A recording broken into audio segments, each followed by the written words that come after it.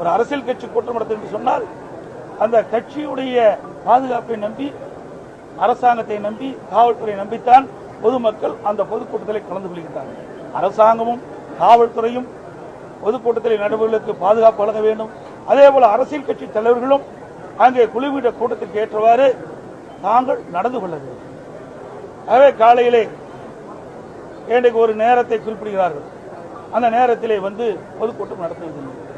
பல மணி நேரம் கழித்து வந்து பொதுக்கூட்டம் நடக்கும் பொழுது அதில் சில பிரச்சனைகள் ஏற்படுகின்றன. இதையெல்லாம் தவிர்த்துக் கொள்ள வேண்டும். இது நான் யாரையும் குற்றம் சொல்லி இந்த நேரத்தில் குற்றம் சொல்வது பொருத்தமாக இருக்காது. விலை மதிக்க முடியாது நாம் உயிரை வந்திருக்கின்றோம்.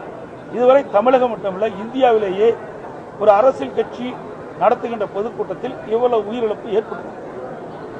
இன்றைக்கு தமிழகத்தில் நம்முடைய சகோதர சகோதரிகள் இன்றைக்கு விலை மதிக்க முடியாத உயிரை நாம் இழந்திருக்கின்ற நேரத்தில் மிகுந்த அதிர்ச்சியும் வேதனையும் வருகிறது.